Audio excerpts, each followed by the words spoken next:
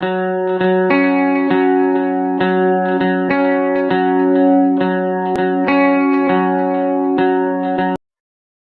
will hear a number of different recordings, and you will have to answer questions on what you hear. There will be time for you to read the instructions and questions, and you will have a chance to check your work. All the recordings will be played once only. The test is in 4 sections. At the end of the test, you will be given 10 minutes to transfer your answers to an answer sheet. Now turn to Section 1. Section 1. You will hear a conversation between a guest and the receptionist at a hotel. First, you have some time to look at questions 1 to 5.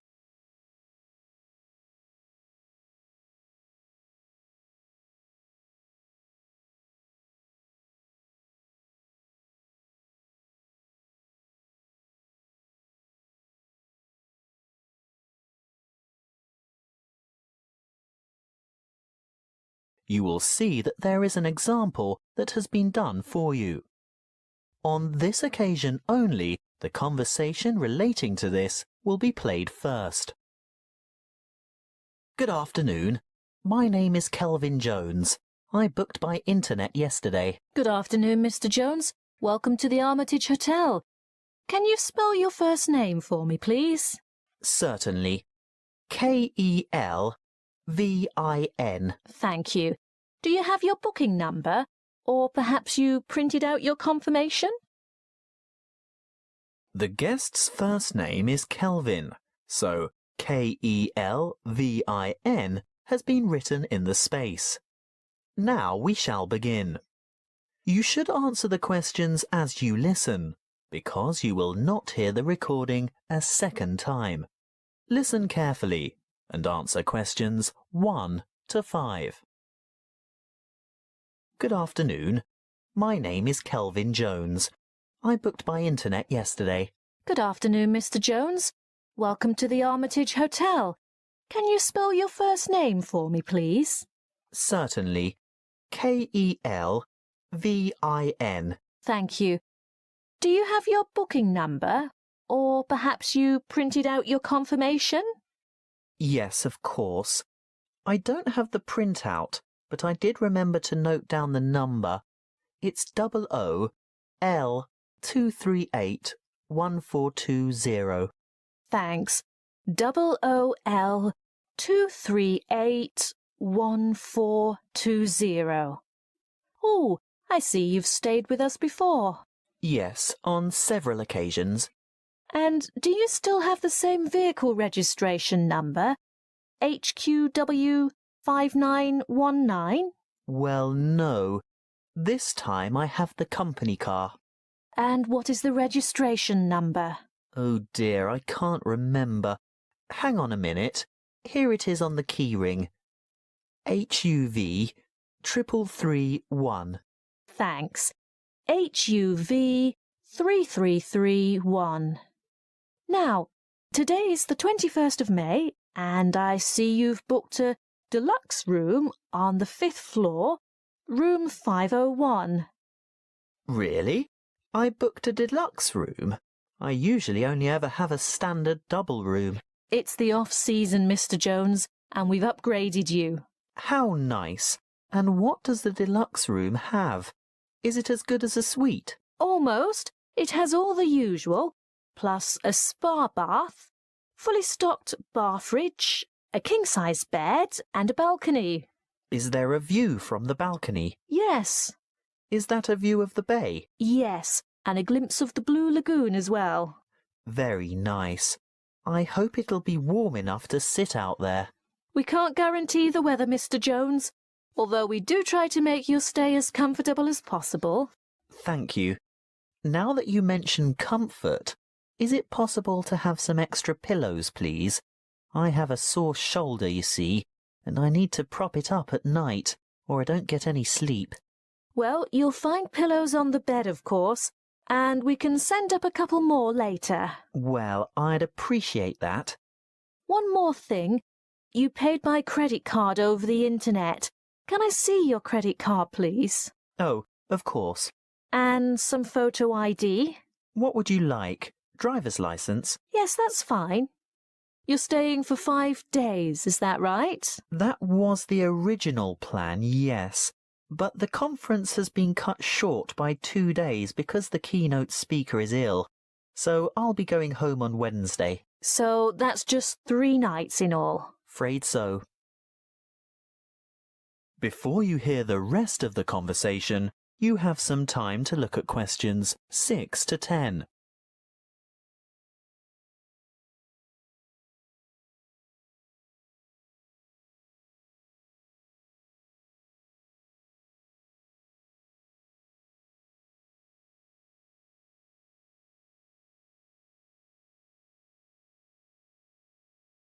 Now listen and answer questions 6 to 10. Is there anything else I can help you with? Actually, there is. The conference is in a building called Chancery Chambers, but I don't have any idea how to get there. Oh, that's the funny-shaped building on the corner of King and Richard Streets. It's quite straightforward, really, and only a few minutes' walk.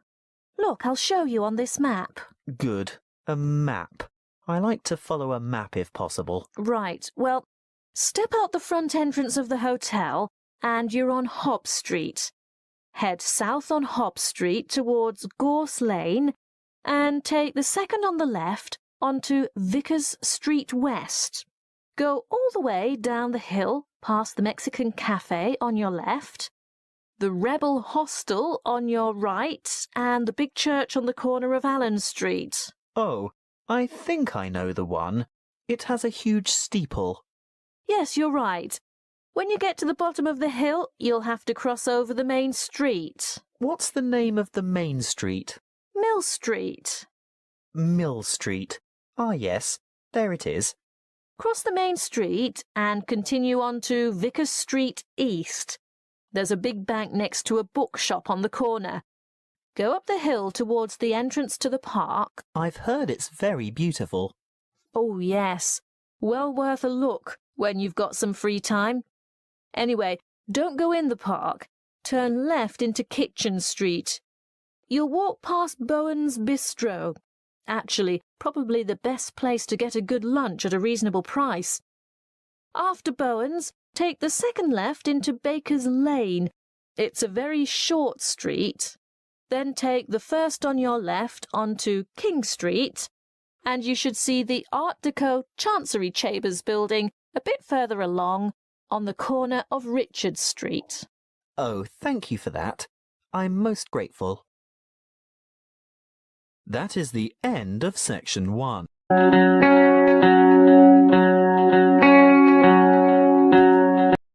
You will hear a number of different recordings, and you will have to answer questions on what you hear.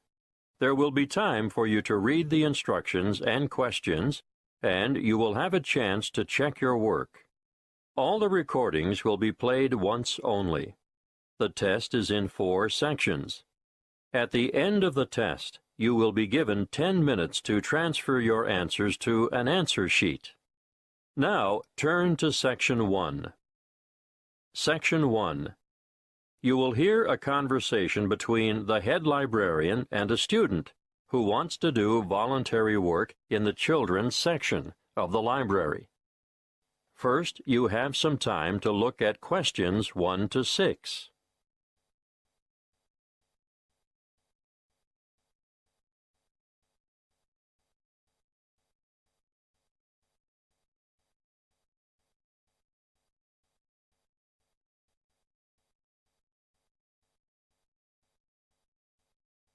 You will see that there is an example that has been done for you.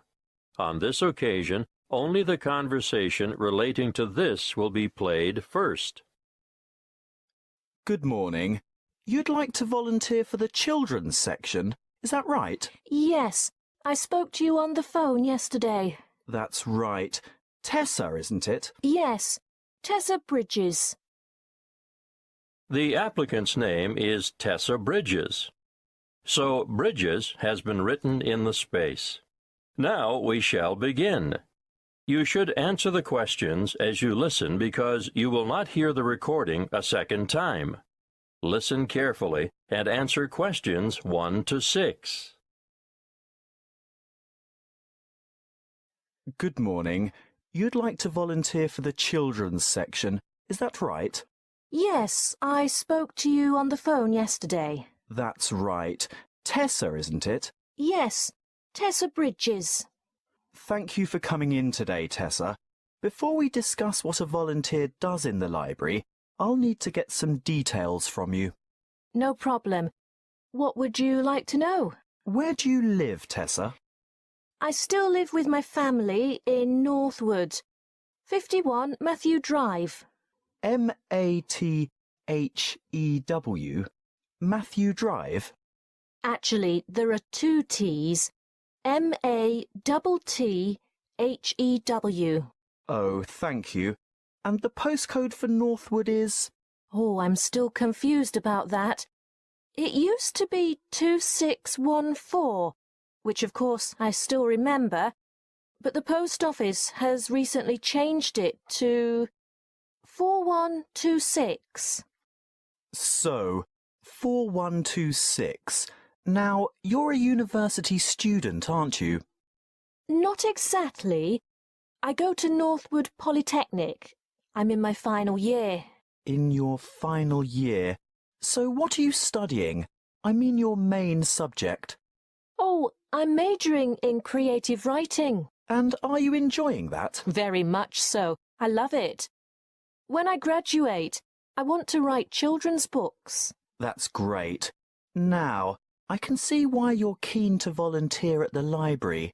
We're always grateful for the extra help, but I still have to ask you some more questions about your previous experience. That's fine, but I haven't had a full-time paid job yet. Not to worry. Part-time work or voluntary work gives you the experience most employers are looking for. Well, to start with, when I was 16, I had a babysitting job. And who did you work for? Oh, just family friends. How long did you babysit for family friends? Oh, about 2 years, on and off. After those 2 years were up, what did you do then? Well, I was still working as a babysitter on the occasional evening and weekend when I became a peer tutor at school. I did that for 1 year, my last year at senior high. And what does being a peer tutor involve? Mostly, it means staying behind after school 1 or 2 afternoons a week to help fellow students in the subject that they're having difficulty with. And what subject did you tutor in? English, actually. I see. Do you have any other experience? I worked at the Ace Sports Academy as a tennis coach, but that was only for about 12 weeks over the summer before I enrolled at the Polytechnic. So you're good at sports? Not everything, just tennis. And are you currently working? Yes, well, unpaid work, that is. I'm a volunteer at the local hospital, where I visit sick children who would otherwise not have any visitors. Well, it certainly seems as if you like children. Yes, I do. Before you hear the rest of the conversation, you have some time to look at questions 7 to 10.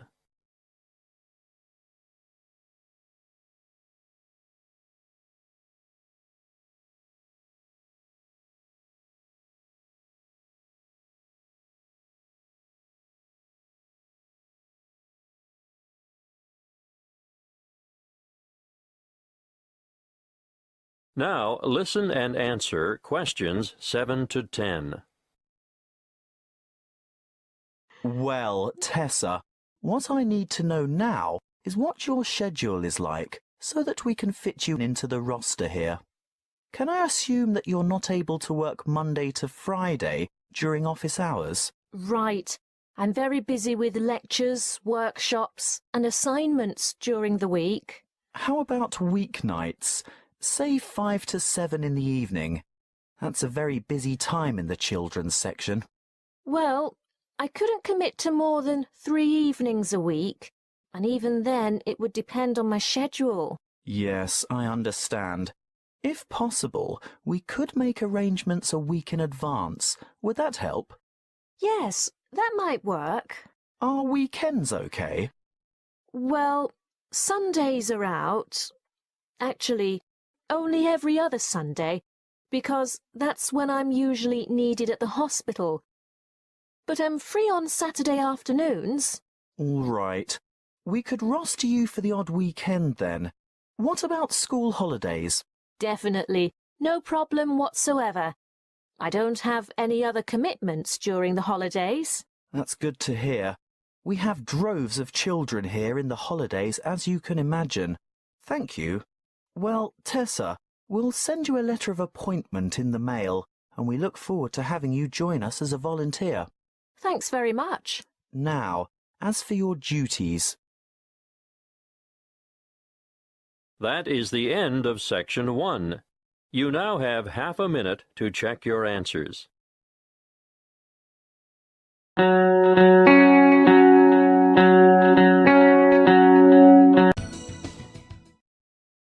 You will hear a number of different recordings, and you will have to answer questions on what you hear. There will be time for you to read the instructions and questions, and you will have a chance to check your work. All the recordings will be played once only. The test is in 4 sections. At the end of the test, you will be given 10 minutes to transfer your answers to an answer sheet. Now, turn to Section 1. Section 1. You will hear a conversation between a tax office employee and a woman who wants to apply for a tax number. First, you have some time to look at questions 1 to 4.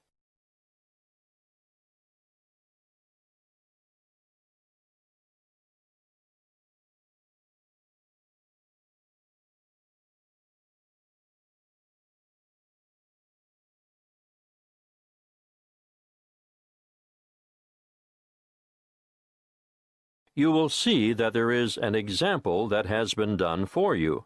On this occasion, only the conversation relating to this will be played first. Good morning, tax office. How can I help you? I'd like to apply for a tax file number. Are you a citizen? No, but I'm told I still need a number. So what is your residency status? Are you a permanent migrant? Or perhaps a temporary visitor? Oh, I'm a permanent migrant. The applicant is a permanent migrant, so the letter C has been circled. Now we shall begin. You should answer the questions as you listen, because you will not hear the recording a second time. Listen carefully and answer questions 1 to 4. Good morning, tax office. How can I help you? I'd like to apply for a tax file number. Are you a citizen? No, but I'm told I still need a number. So what is your residency status? Are you a permanent migrant? Or perhaps a temporary visitor? Oh, I'm a permanent migrant. And you need a TFN? A what? A TFN. It stands for tax file number. Yes, what is that exactly? It's a unique number we issue to individuals and organizations to help administer tax collection and other government systems. Why do I need one? In actual fact, you don't. What do you mean? It's not compulsory, you know. But I should get one? Well, it's a good idea. Otherwise, you'll have more tax withheld from your wages or salary. In fact, you won't be eligible to participate in the PAYE, that's pay-as-you-earn system, and you couldn't apply for income support or other benefits. You wouldn't have to pay the Medicare levy, but then you wouldn't be entitled to claim Medicare benefits either. I'd better have one then. Okay. So you're currently living in this country, right? Yes. What kind of visa do you have? A working visa?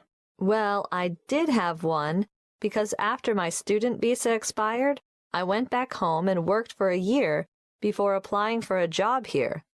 The job turned out to be permanent and full-time, and my employers wanted me to settle here. So now I have a permanent migrant visa. Now, once you have a file number, you never need to reapply. Even if your circumstances change, for example, if you get married or decide to take an English name, they'll even use the same one when you retire and apply for a government pension. I see. Have you ever had a TFN before? No. Right.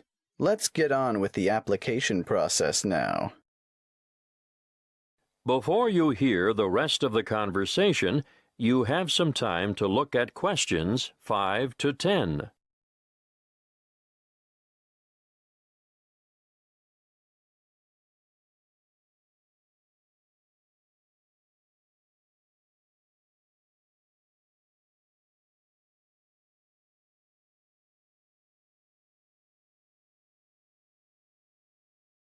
Now listen and answer questions 5 to 10.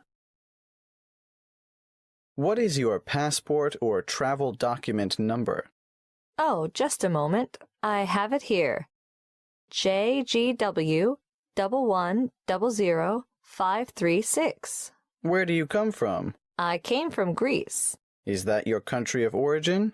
Yes, I came from Greece. Are you Greek? Do you have a Greek passport? No, I was born in Spain. I have a Spanish passport, but I've been living in Greece. And where do you live now? Where will the department send your TFN? That's 1339 Harbor Drive, Holywell. Postcode? 1517. Thank you. Now, what's the best way to get in touch with you?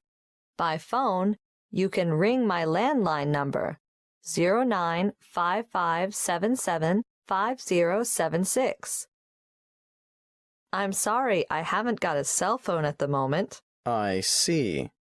Can you give me the details of someone else we could contact if we can't get you during office hours? That would be my landlady, What's her name? Martha Pierce. Is that Pierce, P-I-E-R-C-E? No, it's P-E-A-R-C-E. And her number is? The same as the one I gave you. Yes, I've got that. Now, for some more personal details, what title do you use? Excuse me? Are you Mrs., Miss, or Ms.? I'm not married. Put me down as Miss. All right. What's your surname? Farina. What's your first name? Maria. Do you have a second or middle name? Well, two, actually. What are they? Rosa Anna. I'm guessing Farina is your maiden name, since you haven't been married. But are you known by any other names? Farina is my only surname, but people call me Mary. As a first name? Yes. When were you born, Mary? Can you give it to me in the following order? Day, month, and year? The 15th of November, 1983. You're obviously female. So that brings me to the last question, which I don't really need to ask. What's that? Your husband's name. I don't have one. I know. So I'll just write down N.A. for not applicable. Thank you. That is the end of Section 1. You now have half a minute to check your answers.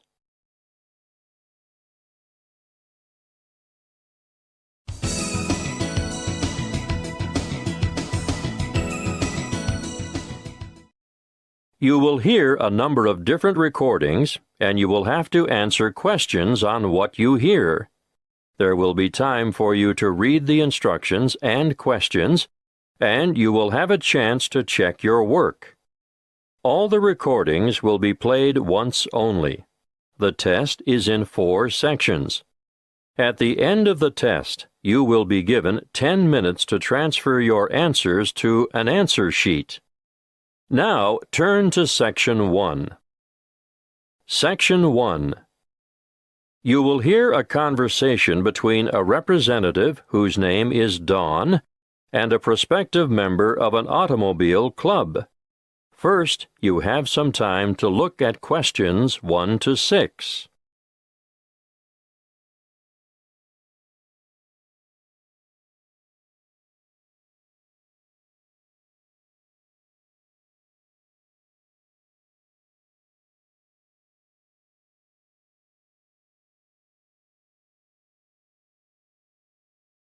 You will see that there is an example that has been done for you. On this occasion, only the conversation relating to this will be played first. Good morning. My name is Dawn Buffett. How can I help you? Good morning, Dawn. I'd like to join the club. Wonderful. Now, have you ever been a member before? Yes, I joined after I left college, and I was a member for 7 years before I let my membership lapse when I went abroad. Gavin was a member for 7 years, so 7 has to be written in the space. Now we shall begin. You should answer the questions as you listen, because you will not hear the recording a second time. Listen carefully and answer questions 1 to 6. Good morning. My name is Dawn Buffett. How can I help you? Good morning, Dawn. I'd like to join the club. Wonderful. Now, have you ever been a member before? Yes, I joined after I left college, and I was a member for 7 years before I let my membership lapse when I went abroad. Do you have your old membership card? No, sorry, I threw it out when I moved. Have you got any other form of identification on you? I've got my driver's license, and my passport, and a couple of bank cards. The license will be perfect. Here you are. Thank you. Oh, the photo is not a very good likeness, is it? No, I've shaved off the beard and cut my hair since that was taken. I'm going to have to make a note of some of these details, and I'd like you to correct me if any of them have changed. Obviously, the number here will be the same. AY916310. Look, you've copied it down wrongly. It's AY196310. Thank you. I'm glad you picked that up. Now, family name? Black, and other names? Gavin Raymond? Yes. And you were born on the 22nd of January, 1973. That's correct. Can I just remind you that you'll need to renew your license by the 19th of May, 2012? You wouldn't believe the number of people who get caught out with an expired license. Thank you. I must admit, although I carry it around in my wallet, I wasn't really aware of that. Not many people are. I've been caught out myself. Now, I can see that you're one of those who has opted out of having an address printed on the card, and I can understand that. Personally, I think it's better security not to have it, in case your wallet gets stolen, for example. I agree. Can you give me your current address for our records? Yes, of course. I live at 29 Sunset Street, Meadowbank. Thanks. Actually, my uncle lives in the same street. It's a very nice area, isn't it? Yes, pretty good. Now, you've got 3 classes of license: motor car, motorbike, and heavy vehicle. Do you want to be covered for all 3? Oh, not anymore. I had a motorbike when I was a student, and then, before I went abroad, I worked as a truck driver for a while. But I never want to do that again. These days, you'll only find me behind the wheel of a car. Well, that's all done. Now for one final question. What's that? I need to ask you whether you've ever had any driving or other convictions or endorsements on your license. Well, I've had a few parking tickets. We don't count those. And I haven't had any endorsements, but I do have a dangerous driving conviction from back in 1993. I was young and inexperienced, and going too fast in wet weather, and I slid off the road and hit a power pole. Well, I have to make a note of that, but you're lucky. Because it's over 15 years ago, it won't be held against you. Before you hear the rest of the conversation, you have some time to look at questions 7 to 10.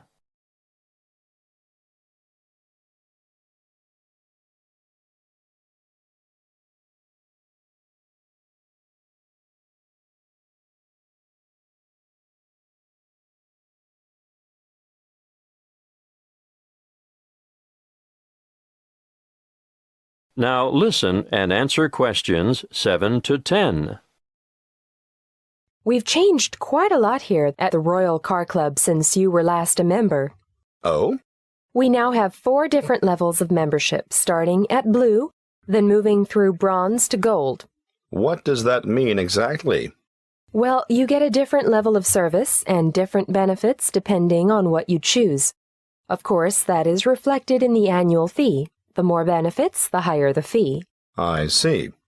The standard club care comes with a 5% discount at bronze level and a 7.5% discount at silver level. And gold? If you own more than one car, I'd recommend the gold level because you only pay half the fee on your first vehicle. I'm not sure I need that. Well, bronze and silver have $10 and $20 off the insurance fee, but with the gold membership, say you had an accident and your car was badly damaged or off the road for any length of time, you'd be eligible for car hire at no extra cost. That's good. There's one more thing. If you need to borrow money to purchase a new car, we offer personal loans at a reduction off the general applicable rate. These start at 0.25%, go up to 0.5% at bronze level, and increase to 0.75% at the next level. Gold has a whopping 1.25% reduction on the applicable rate. Well, that is something I should consider, perhaps. Thanks for your help. I'll think it over and let you know. That is the end of Section 1. You now have half a minute to check your answers.